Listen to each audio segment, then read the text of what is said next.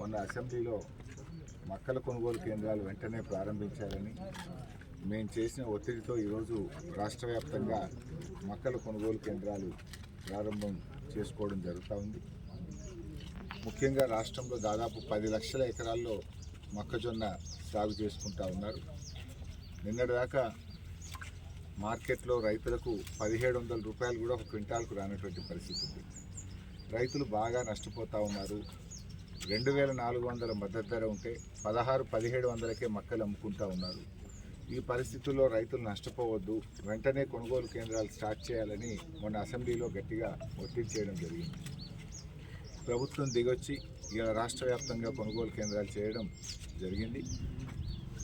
అయితే ఇప్పటికే కొంత ఒక 20-25% మక్కలు వెళ్ళిపోయినాయి, దళారుల చేతిలోకి వెళ్ళిపోయినాయి. ముందే స్టార్ట్ చేసి ఉంటే రైతులందరికీ మేలు జరిగి ఉండేది. సో రైతు సోదరులందరినీ కూడా విజ్ఞప్తి చేస్తూ ఉన్నాం, ఈ కొనుగోలు కేంద్రాలను సద్వినియోగం చేసుకోండి, మద్దతు ధర పొందండి అని చెప్పి రైతులకు పిలుపునిస్తూ ఉన్నాం. అదేవిధంగా సన్ఫ్లవర్ కూడా మన ప్రాంతంలో బాగా సాగు చేస్తూ ఉన్నారు. సన్ఫ్లవర్ కొనుగోలు కేంద్రం కూడా ఈరోజు ప్రారంభించడం జరిగింది. సన్ఫ్లవర్కు 7,721 రూపాయలు మద్దతు ధర ఉంది, 7,721. సన్ఫ్లవర్ రైతులు కూడా మరి ఈ కొనుగోలు కేంద్రాలు సద్వినియోగం చేసుకొని మంచి ఆదాయాన్ని పొందాలని చెప్పి కూడా రైతులకు పిలుపునిస్తూ ఉన్నాం. సన్ఫ్లవర్ షార్ట్ క్రాపు, అధిక ఆదాయం వస్తుంది, మంచి మేలు జరుగుతూ ఉంది, మంచి దిగుబడి కూడా వస్తూ ఉంది. మన ప్రాంతంలో ఇంకా ఎక్కువ సాగు చేయండి, రాబోయే రోజుల్లో పంట మార్పిడిగా ఉపయోగపడుతుంది, మంచి ధర కూడా ఉంది. మద్దతు ధర 7,721 రూపాయలు ఉంది కనుక తొందరగా కూడా అయిపోతుంది. షార్ట్ డ్యూరేషన్ క్రాప్, దీని ఇంకా ఎక్కువ సాగు చేయాలని చెప్పి కూడా ఈ సందర్భంగా రైతు సోదరులకు పిలుపునిస్తూ ఉన్నాం.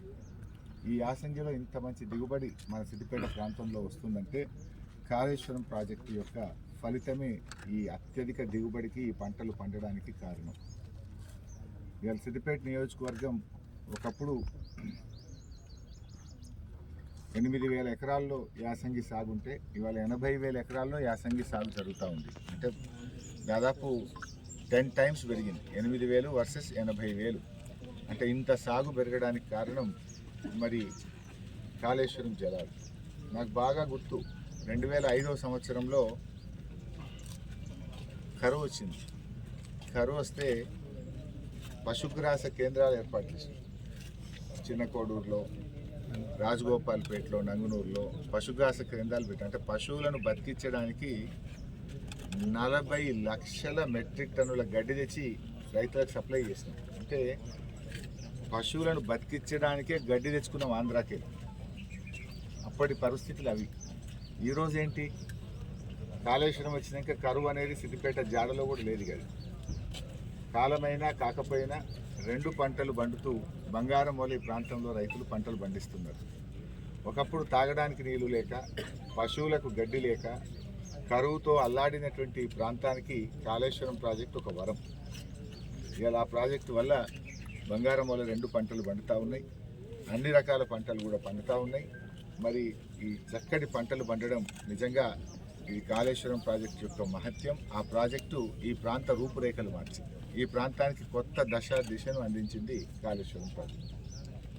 సో రైతు సోదరులు సన్ఫ్లవర్ మరియు మొక్కజొన్న కొనుగోలు కేంద్రాలను వినియోగం చేసుకోండి, మద్దతు ధర పొందండి అని కోరుతున్నాను.